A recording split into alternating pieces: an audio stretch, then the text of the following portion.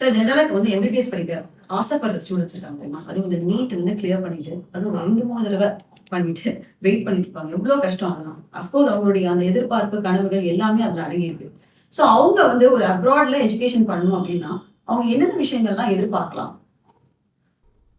அதாவது இந்தியாவை பொறுத்த வரையிலும் இந்தியாவில் எம்பிபிஎஸ் படிக்கணும் அப்படின்னா நீட்ல பாஸ் ஆகிருக்கணும். ஆனால் நீட்ல பாஸ் ஆன எல்லாருக்குமே இங்கே எம்பிபிஎஸ் படிக்கிறதுக்கு உண்டான வாய்ப்புகளும் இல்லை. அதுக்கு உண்டான சேர்க்கை இடங்களுமே இந்தியாவில் பற்றாக்குறையா இருக்கு. ஸோ இப்போ மாணவர்களோட அடுத்த சாய்ஸ் அப்படின்னு எடுக்கிறப்போ வந்து அப்ராட்ல எம்பிபிஎஸ் படிக்கிறது தான் அவங்க எம்பிபிஎஸ் படிக்கணும் விரும்புகிறப்போ இந்த அவங்களுடைய கனவு நிறைவேறதுக்குள்ளான வாய்ப்பு இருக்கு. ஸோ இந்த மாதிரி வெளிநாடுகளை தேர்வு செய்யறப்போ பெற்றோர்கள் மாணவர்கள் வந்து முக்கியமான சில பாயிண்ட்ஸை வந்து பார்க்க வேண்டியது இருக்கு. அது என்ன அப்படின்னா 2021 நம்மளுடைய இந்திய தேசிய மருத்துவ ஆணையம், அதாவது நேஷனல் மெடிக்கல் கமிஷன் சொல்லக்கூடிய NMC வந்து 2021 ஒரு நோட்டிபிகேஷன்ஸ் அனௌன்ஸ் பண்ணியிருக்காங்க.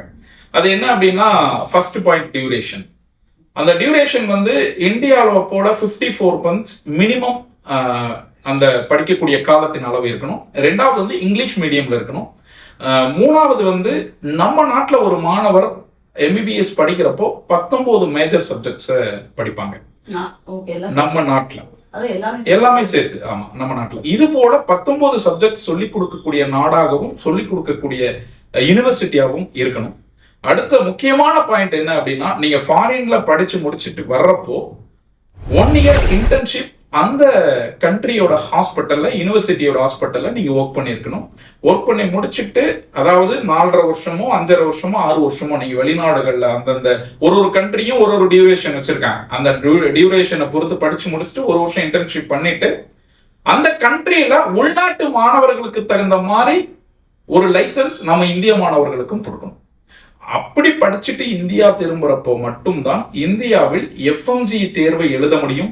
நீங்கள் அந்த நாட்டில் படிச்ச டிகிரி இந்தியாவில் செல்லுபடியாகும். ஸோ அப்போ இந்த எல்லா நாம்ஸும் ஒத்து போற கண்ட்ரி எது அப்படின்ற வெரிஃபை பண்ணிட்டு போய் படிக்க வேண்டியது ரொம்ப ரொம்ப அவசியம்.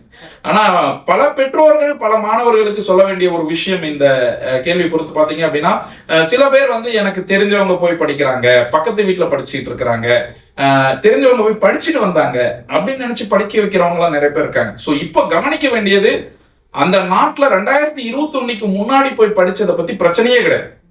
2021 அப்புறம் NMC கைட்லைன்ஸ் படி நீங்க படிச்சா மட்டும்தான் நீங்க படிக்கக்கூடிய மருத்துவ பட்டம் இந்தியாவில் செல்லுபடியாகும், இல்லைன்னா இந்தியாவில் செல்லுபடியாகும். ஸோ எந்த கண்ட்ரிஸ் எல்லாம் இதுல கரெக்டா NMC கைட்லைன்ஸ் ஃபாலோ பண்றாங்க அப்படின்றத வெரிஃபை பண்ணி படிக்க வேண்டியது இவங்களுடைய கடமை. ஸோ இது போன்ற விஷயங்கள் தெரிஞ்சுக்கணும் அப்படின்னா அவங்க எப்போ வேணாலும் நம்ம சன்லைட் எஜுகேர் நிறுவனத்தை தொடர்பு கொள்ளலாம். அவங்களுக்கு அதுக்கு உண்டான தகவல்கள் கொடுக்கறதுக்கு நம்ம தயாராக இருக்கும். ஸோ ஒரு மாணவர் தரமான MBBS படிப்பு படிக்கிறதுக்கு இந்தியாவை போலயே ஒரு சிறந்த நாடு இருக்கு அப்படின்னா திமோர் லெஸ்டே மட்டும்தான். ஸோ இந்த கண்ட்ரியில் நீங்கள் அட்மிஷன் பண்ணணும் அப்படின்னா இந்த கண்ட்ரியில் இருக்கக்கூடிய 2 காலேஜோட authorised admission பார்ட்னரான sunlight Educare private லிமிடெடை ட்ரிப்பில் இருக்கிற நம்பருக்கு உடனடியாக காண்டாக்ட் பண்ணுங்க, நேரில் அப்பாயின்மெண்ட் ஃபிக்ஸ் பண்ணுங்க, காலேஜில் அட்மிஷன் போடுங்க, உங்களோட MBBS கனவை நனவாக்குங்க.